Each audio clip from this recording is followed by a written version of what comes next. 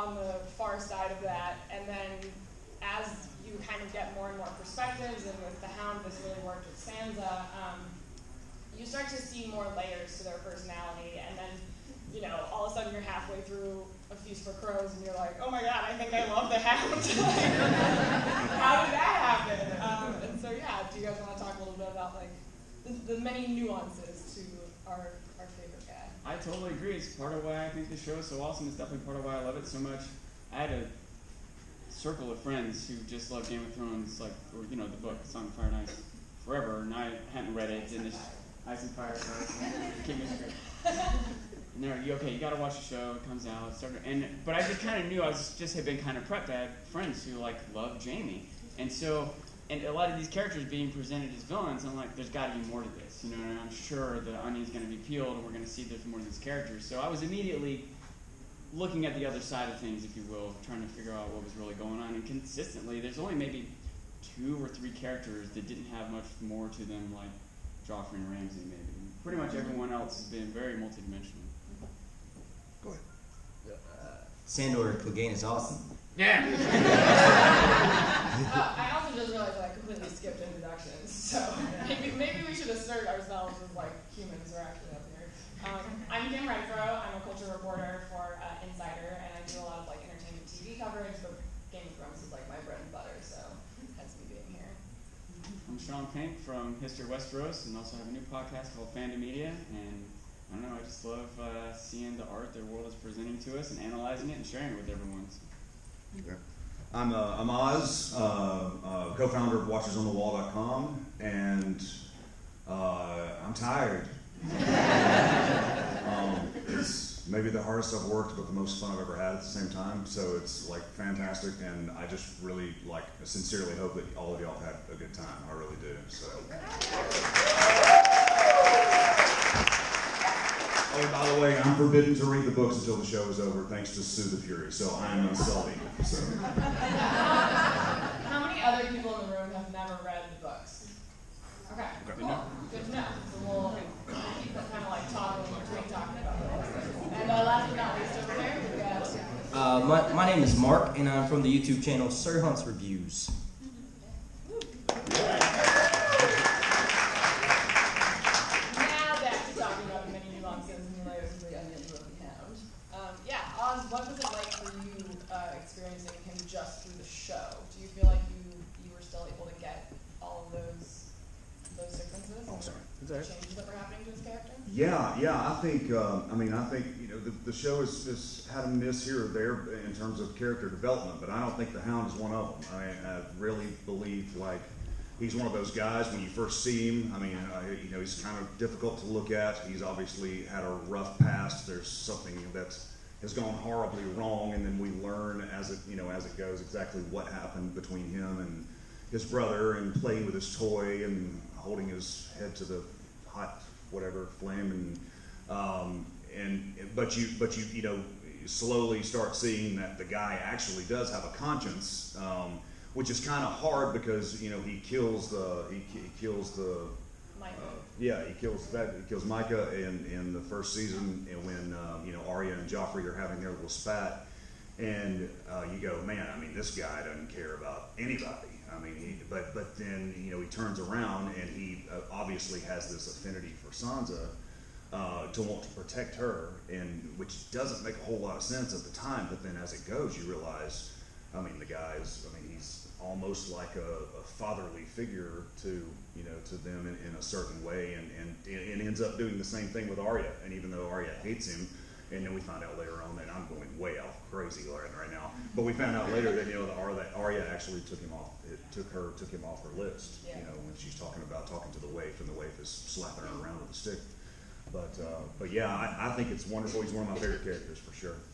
I want to add a little bit to what you were saying. I think the first time I noticed that he was a good dude was when he was at Robert's tourney, and Loras was about to get his shit killed, and he came and stepped in and put the sword down. He's like, "Stop it! Yeah. Calm down, big bro. Calm down."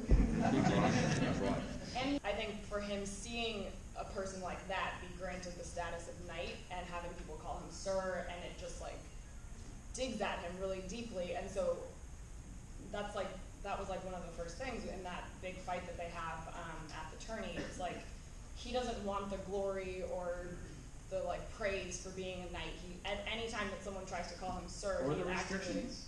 That's Or the true. restrictions. That's true. But like, I mean, it's interesting. Even when he becomes one of the Kingsguard, he still he doesn't let people call him sir. He sticks with that, and so it's an interesting like thread that kind of like goes throughout his entire thing. That he has this deep loathing of like the institution of. It's also a testament to his loyalty that even though he's, I don't know, this almost wild card or rogue knight, they're still accepting him onto the Kingsguard without taking the knight's vows. So he clearly has proved himself as a warrior and his loyalty to the Lannisters. Well, and he's, you know, he's pretty. I mean, he's pretty intelligent. I mean, I'm you know, putting on my pants this morning, and sorry, it's totally random. Wait, we had to wear pants to this? Yeah, it's going in the wrong Usually place. it's a skirt. Usually it is. Today is Sunday, so yeah. Yeah, your brain think it differently. But as I'm in the, you know, I'm getting ready. Like of course, I've got the replay going on my TV because you know how good is it that you get done with Con of Thrones and you go home and there's a replay of Game of Thrones on. So like he's in there and he's talking to the Brotherhood and it's right before he and Beric have their fight and he's talking about it. They're telling him he did something to the Targaryen kids and he did this and he did that and all this stuff and he was like you say what you want to say, you call me whatever you want to call me, but don't tell me that I did something that I didn't do. And of course that's when Arya steps up and talks about Micah again.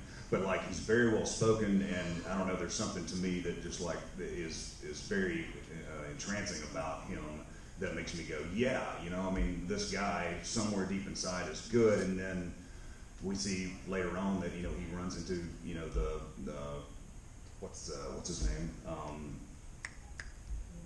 Ray? What's in Ray? Exactly. So he runs into Ray, and he's like, maybe he's changed his life. I'm sure we'll get to that in a little bit. Yeah. And we're not going to like solve this debate right here, but you've got to acknowledge that there's a debate in the world and culture for like all of history pretty much. Who's responsible? If someone gives an order and someone follows through, is it the person that gave it? Joffrey told him to do it. Robert told him, you know what I mean? It's not like the Hound's just sitting around like, I think I want to kill an innocent young boy. You know, he's sitting around thinking, I better do what I'm told. Right. People don't do what they're told and they get killed, they get ostracized and everything else. Hey, go kill that little boy. Yes, sir. And he went and killed the little boy. Doesn't mean it's okay. Maybe he couldn't. Later on, he's ordered to do things, and he's fuck the king, and he leaves. But it's reasonable to have him. It says fuck the king. Oh, nice. So he got to get to that point, right? Like at the point that saving this one. we still have ostensibly some bit of respect for Robert. You know what I mean? I'm sure Sandor knows Robert was a great warrior. Now he's a king, and I better do what the king says. And now he has a little punk son. I don't even know that Robert was the one that gave that order, though. I think it was Cersei, and that was a Lannister order. Regardless, I feel. how does it go down if he does? You think if he's like, I'm not doing it, like, oh, okay, fine, forget the little boy. They just tell someone else to do it and put him in chains. Right. I think with Sandor, adding on to what you were saying, everybody's starting their journey at the beginning of the show. They're all at like some sort of turning point. What the fuck? Where they're about to start on this journey, and we're gonna see them. And that's Sandor. Like that was one of the most terrible things he's done. And then, as you know, as the show progresses, what he does becomes. Well, he did kill the farmer. I mean, it's up and down, but he's on the straight and narrow now. I talked to him. He's good. It's tough, no doubt it's tough. That's why we're here talking about it. If it was a bunch of easy answers, we wouldn't debate it. Yeah. So I think that they did a pretty good job of fleshing this out in the show. But in the books, it's even like deeper. But his entire relationship with Sansa, like, how much do you think that she was helping him change and like decide that he wanted to be a different person because he was spending time around this like innocent young girl who was like so polite and he kept like he calls her the little bird. Do you think that Sansa was influencing him, or was he already kind of starting that internal shift?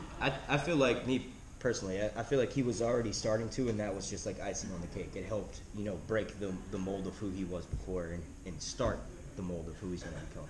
So I definitely think Sansa added to that. I'm not a big fan of Sansa, but I will give her that. He becomes the sort of like protector of Stark children by like happenstance, but Yeah.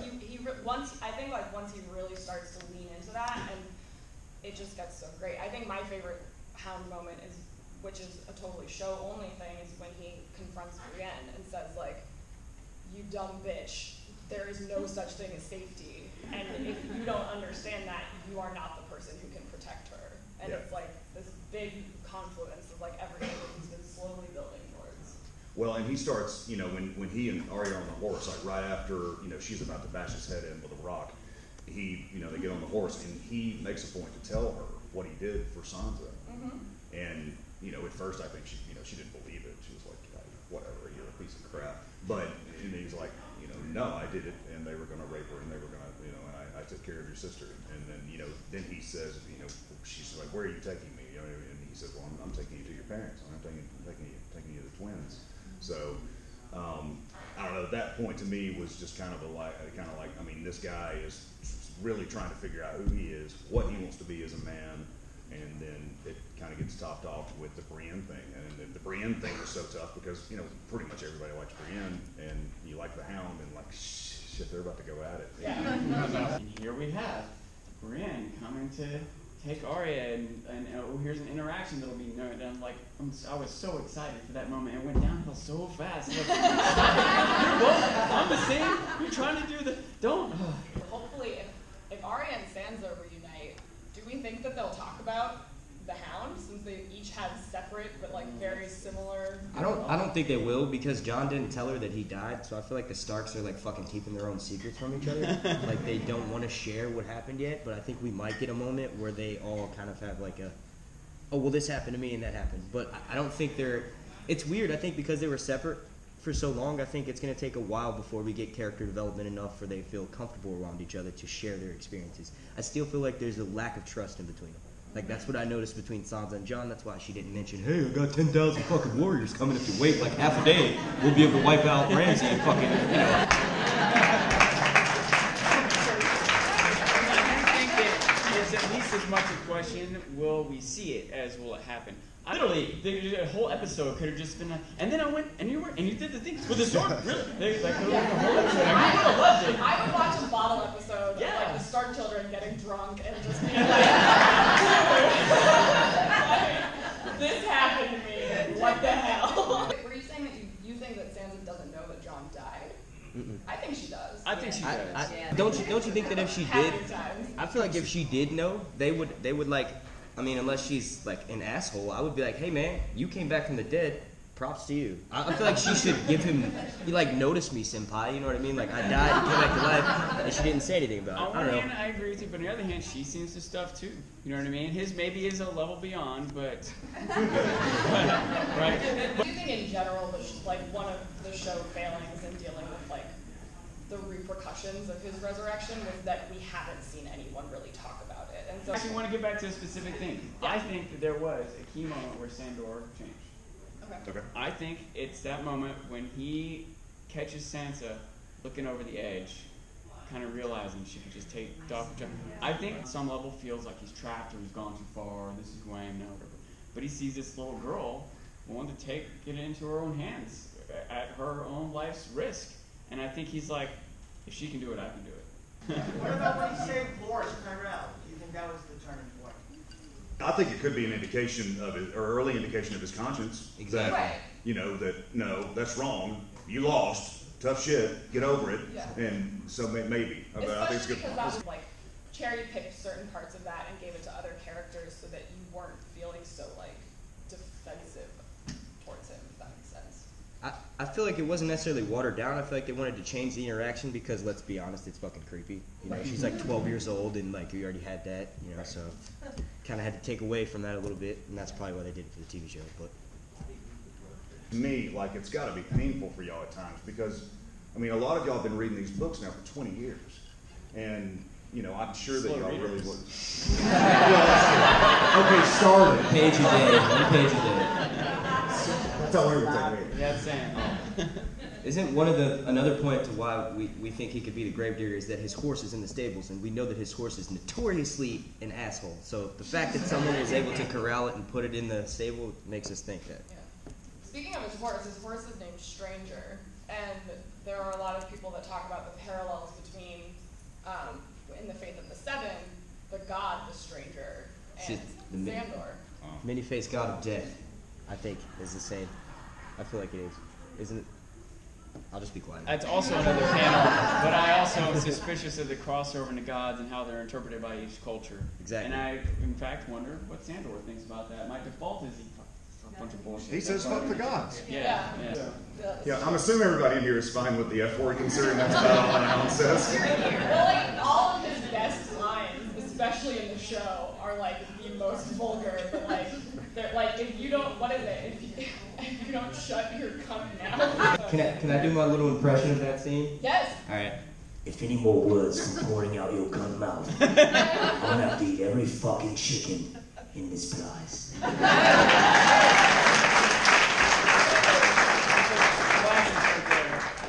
They're not, A, they're not going to question the morality behind it, and B, they'll fight you. I don't care if you're just like me. They're just ready to fight. Does that make sense? I thought that was an awesome moment. At the same time, though, Bronn has this like whole like macho man sexual thing going on that like Sandor really kind of shies away from. We never see Sandor like They have different personalities, but the same character. No, Does that make sense? they are similar, but I think in that moment, Sandor didn't like seeing Bronn kind of like sitting there groping the lady and like singing and kind of like being a little flippant about what they were about to do. I think that Sandor has like this gravity about him where it's like he might enjoy killing or like he does it out of duty, but he doesn't like indulge in it the way that Bronn kind of like does. I still think Ron's putting up a front. He's not indulging in what's coming up. He's clearing his mind for what's coming up. Yeah, no, that's valid, but yeah, you're right that they're just kind of like. I don't know. I feel like Bronn is a little pervy. I think he was just. I think he was using his his position to his advantage. I think they're similar, but I think the main difference is that Sandor was scarred from such an early age that he never really got the attention from women. And Bronn, we all know, ladies love a good singer, Yeah. So I feel like he was envious of him in that moment. Yeah. But I ultimately think that I forgot what the point I was making. You made a point. That's a good point. In 7 photos that were released, there's a photo of Sam and Gilly reading scrolls, and the scroll that they're reading is the story of Azor Ahai. And so I'm kind of anticipating that they find out that there's like this big prophecy and hightail it back to the north to like talk to Jon. And so I feel like what's going to happen with Sam at the Wall is that he's going to parlay with Jon messages. Like, he's going to send him as much information, but he ultimately will try to stay there as long as possible to soak all that in, because once everyone starts coming back from these like battles and skirmishes and shit, we're going to need someone that can mend bones and do other stuff. So I think Sam's going to try to take as much knowledge in as he can, learn how to heal, and then go back. But as far as Sandor wielding Valyrian steel, I think that's like, I've always wanted some Valyrian steel. I think that's like just a kind of like a, I don't think Valyrian steel is as important, because there's like 10 White Walkers, and White Walkers are pretty much the only ones who we know that die by the Valyrian steel. You kind of. Well, I mean, from what I've seen, like 10 of them, but there's probably a lot more than that. Maybe, but I feel like those are sort of the same way with the show, how they made Bran the only one who can work. It's special in that sense that he's the only one that can do it. So I feel like with the Night King and his generals, I call them, it's only certain ones, like Craster's sons, that are, become those. And Jon killed one, and then, I don't know, I think there's a select group of those. I think those are like, basically I think they work in a hive mind, and I think that those help share working all and controlling all the whites at the same time. So I think that group is, just me personally, I think it's a lot smaller and, selective, because they have to have, I guess, Craster's blood mixed in. It's like a certain ritualistic way, which made me think that the Night King could potentially have been, maybe related to Craster. I just went on a tangent there. We're supposed to be talking about the Hound. I have no idea. It does seem likely to me that sword is on its way to the north, and somebody's going to wield it. Oh, well, definitely, because he knows he wouldn't have stolen it. Reason. Exactly. He knows he's not a fighter. So. Yeah.